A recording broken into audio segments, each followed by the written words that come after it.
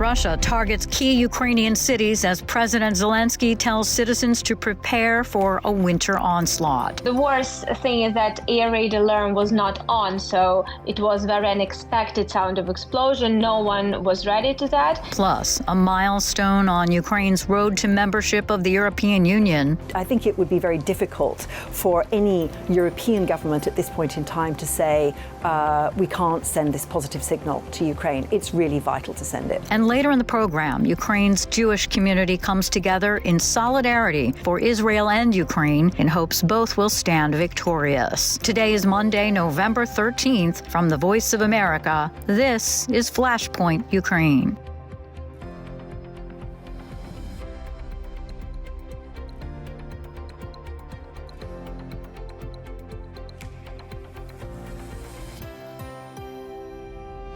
Good evening, I'm Lori London. Russian forces have ramped up attacks in eastern Ukraine, targeting key cities, including the capital Kyiv, for the first time in months. President Volodymyr Zelensky is warning Ukrainians to prepare for Russian attacks on infrastructure as winter approaches and said troops are anticipating an onslaught in the eastern theater of the war. I spoke with Anna Chernikova in Kyiv. A lot's been going on in the past just couple days even. Some pretty strong explosions in Kyiv coming under attack for the first time in months over the weekend, according to what we're hearing. You live in Kyiv. What did you experience? Well, it was quite a stressful Saturday, especially Saturday morning, as I woke up personally of a sound of explosion, and it was quite a strong sound of explosion. It did not sound as a hit, but it sounded as air defense on a missile, particularly because at this point you can already, citizens of Kyiv can already, understand what the sound is. And the worst thing is that air raid alarm was not on, so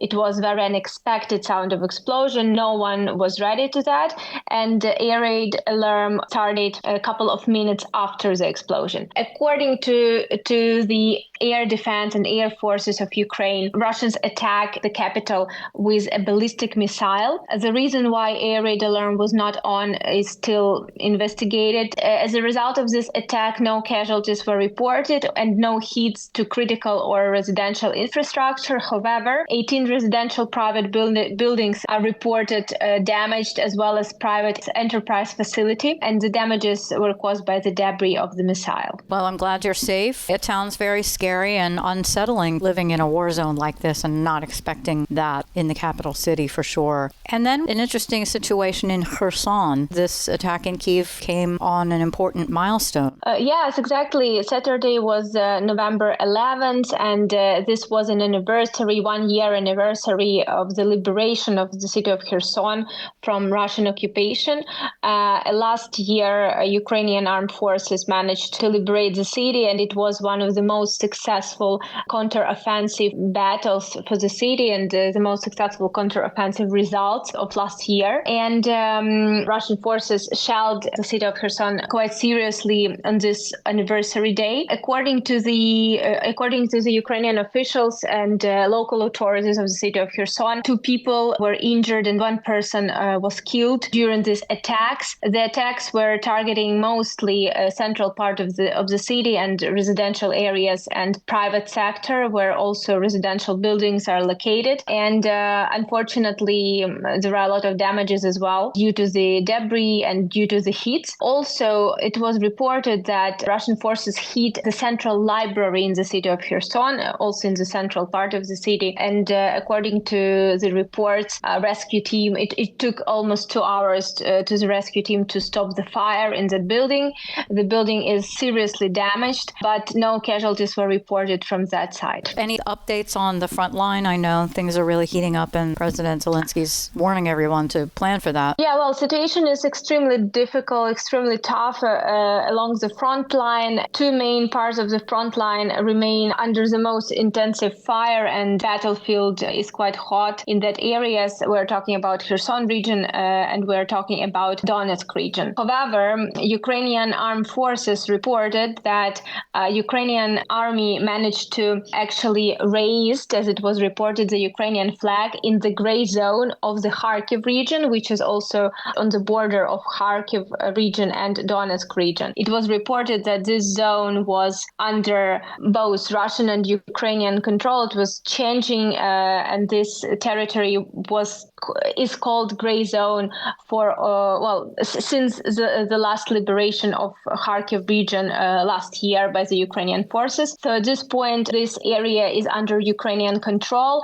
and it was also confirmed by the Ukrainian officials that Ukrainian military controls this area but is not constantly staying in that area. Also, there are no particular changes, at least confirmed changes by the Ukrainian armed forces from Kherson region or Donetsk region. The city of Avdiivka remains under very high defense actions by the Ukrainian forces, and Russian forces are trying to advance in that area also very intensively. Similar situation in the Kherson region, but there are talks that it might be soon confirmed that Ukrainian forces had certain success in there. However, at this point, we cannot verify this information independently, and we cannot confirm any movements forward by the Ukrainian forces either. Last but not least, the area of Mykolaiv region and Kharkiv region, these areas are so-called pre-frontline areas. They are constantly under very heavy shelling, and both Mykolaiv and Kharkiv region citizens are under constant attacks.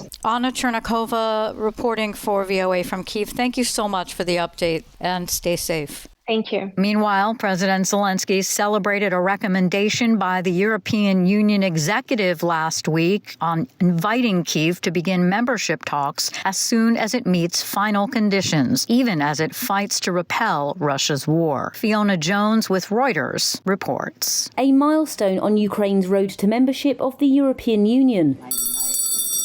Commission President Ursula von der Leyen recommending the Council opens accession negotiations. Yes. Ukrainian President Volodymyr Zelensky praised the decision on Wednesday as a historic step as the nation struggles to repel Russia's invasion. Ukrainians have always been and remain part of our common European family. Our country must be in the European Union. Ukrainians deserve it both for their defence of European values and for the fact that even in times of full-scale war, we keep our word and develop state institutions. All the necessary decisions are being adopted. Von der Leyen says Kyiv currently meets 4 out of 7 conditions to start formal talks, but must reach those outstanding before they can begin. Main progress has been achieved on the constitutional justice reform, on the selection of the High Council of Justice, the anti-corruption program, progress on anti-money laundering, important measures to curb the oligarchs' grip on the public life, new media law, and progress on national minorities. Russia's invasion of Ukraine put enlargement back at the top of the EU's political agenda as the geopolitical rivalry between Moscow and the West erupted with a new force. All 27 national EU leaders will vote in mid-December with unanimous support needed for membership negotiations to progress. Hungary is seen as the main potential obstacle, with Prime Minister Viktor Orban wanting law changes on minorities. However, senior fellow at Bruegel think tank Heather Grab believes Budapest will back the bid, but in turn ask for concessions. So there will be some negotiations, but I think it would be very difficult for any European government at this point in time to say we can't send this positive signal to Ukraine. It's really vital to send it. Moldova, Georgia and Bosnia and Herzegovina were also given pathways to membership on Wednesday, but negotiations take years before candidates meet extensive legal and economic criteria to join. Fiona Jones with Reuters reporting. Germany's aid for Ukraine will be massively expanded next year, that from the foreign minister on Monday, as Kyiv heads into a second winter since Russia launched its full-scale invasion. Germany has become one of Ukraine's top military suppliers since the war started in February of 2022, sending material that includes tanks, armored personnel carriers, air defense systems, and Patriot missile systems. 7 Romanian pilots became the first trainees at a NATO-backed regional F-16 training hub, which opened Monday and will also be available to all allies and partners, including Ukraine. The intent is to also train Ukrainian pilots in the training center. The European F-16 training center is hosted at a Romanian military air base and using F-16 jets provided by the Netherlands. Dutch Colonel Olivier Boek says the hub could start training Ukrainian pilots as early as next year. I really see the need for them to get the F-16. The United States in August approved sending F-16 fighter jets to Ukraine from Denmark and the Netherlands to defend against Russia as soon as pilot training was completed. Ukraine has actively sought the U.S.-made F-16 fighter jets to help it counter Russian air superiority. You're listening to VOA's Flashpoint Ukraine. I'm Lori London. NATO allies last week condemned a decision by Russia to withdraw from the Treaty on Conventional Armed Forces in Europe, a key post-Cold War agreement, and said they would suspend its operation in response. The Russian military days later reported a successful test launch of an intercontinental ballistic missile designed to carry nuclear warheads from a new nuclear submarine. I spoke with Rose Gottemuller, lecturer at Stanford University and former Deputy UN Secretary General under Jens Stoltenberg, about the soaring tensions between Russia and the West. What is your sense of what's happening here? Well, first of all, I think it's very important to bear in mind that nuclear weapon states, and there are 5 official nuclear weapon states under the Non-Proliferation Treaty, U.S., Russia, China, UK, and France. So nuclear weapons states need to test their nuclear missiles regularly in order to ensure that they are reliable, in order to ensure that they are safe and effective in their operations.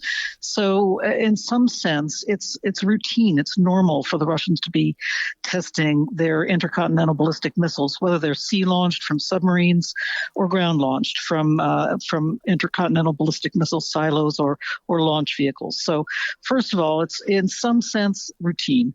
But then, of course, the timing is always interesting, the timing that is selected for these tests, and also the way they are then messaged to the public. And Russia very clearly wanted to send a message that it still is very much in the game with regard to nuclear weapons, and very much in the game in terms of having effective delivery vehicles, effective missiles to launch them, whether, again, from submarines or from ground launching systems. So there's no doubt that there's a message here. But on the other hand, I don't think it's a cause for major alarm. What about the fact that President Vladimir Putin last week signed a bill revoking Russia's ratification of a global nuclear test ban? Is that sort of along the same lines of what you just said? Moscow said it was basically establishing parity with the United States. Well, honestly, here is a case where I thought the Russians were very much shooting themselves in the foot once again, because they were standing on a small scrap of moral high ground among the major nuclear weapon states. Only they had ratified the Comprehensive Test Ban Treaty. And when I say major nuclear weapon states, I'm not meaning to downplay the role of the UK and France, but they have much smaller forces. And US, Russia have the 2 biggest forces out there, and China is now building up. So neither the United States nor China had ratified the Comprehensive Test Ban Treaty, but the Russians were a leader in this regard. They had ratified it some years ago, and of course they were constantly, for some reason, they nagged the United States more than they nagged China. But nevertheless, they were standing on that scrap of moral high ground, which they have now essentially torn up and thrown away by removing their ratification, withdrawing their ratification of the Comprehensive Test Ban Treaty. Now, again, let me be clear. I've seen somewhere,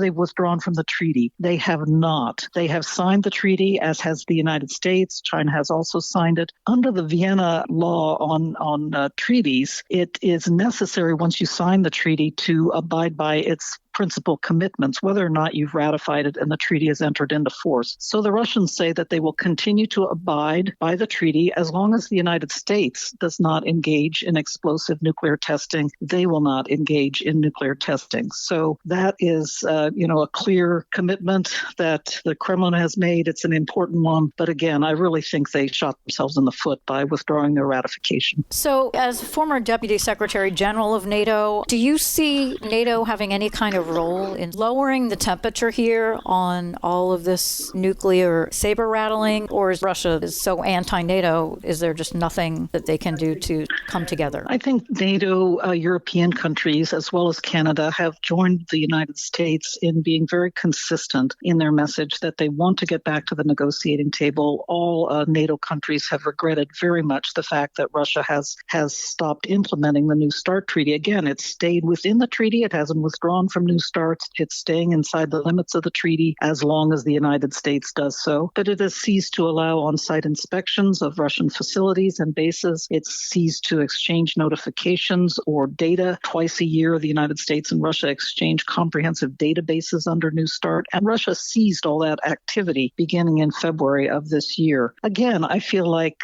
this is a treaty that gives mutual predictability. So the United States and Russia are both benefiting from it. It's entirely reciprocal, and Russians should want to know about the U.S. nuclear forces, too, as we embark on a modernization program. But they chose to stop their implementation of New START. So it's very good that the United States and all of its NATO allies have been very consistent in saying, let's get back to business with the New START treaty. Let's prepare for the next round of negotiations to replace New START. All of the NATO allies have been supporting that line of effort, but also the notion, if we can't get back to negotiating, let's at least do everything we can to minimize nuclear risks. So again, NATO allies are very much supporting that line of effort. And along those lines, Russia appears to be sending a message, making a statement by these latest actions. Should the world be concerned that it could potentially go beyond that if things go south for its invasion on Ukraine? I mean, should there be deeper concern overall that not to just assume it's just saber rattling? It's very concerning to me that Russia continues to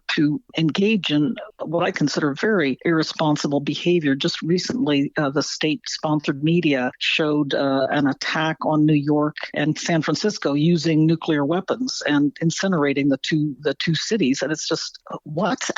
They've done the same with London repeatedly in recent months, showing on state media what would happen if a nuclear weapon were launched on one of these large cities. And to me, this is both unnecessary and very irresponsible. And it makes me wonder, are they trying to somehow normalize the notion of nuclear attacks with their own public? Because, bear in mind, any kind of attack on the United States and NATO allies would bring about retaliation from the United States. And honestly, the Russians themselves would be suffering hugely as well. So as we like to remind everybody, there can be no winners in a nuclear war, only losers. And Ronald Reagan and Gorbachev said it best when they said nuclear war cannot be won and should never be fought. It's ironic, just in January of 2022, before Russia invaded Ukraine in February, the Russian president and the leaders of all the P5 countries, again, UK, France, China, Russia, and the United States, the nuclear weapon states under the NPT, they all reiterated this pledge saying nuclear war cannot be won and should never be fought. So it's bizarre that there is so much Russian nuclear saber rattling, because there has been, and really consistently has been, that pledge from the highest level of the nuclear weapon states. Rose Gottemoeller, lecturer at Stanford University and former Deputy UN Secretary General under Jens Stoltenberg. Russia has accused Ukraine of complicity of the recent mob which stormed the airport in Dagestan, Russia, in search of Jewish passengers arriving from Israel. Polygraph Info says the claim is baseless.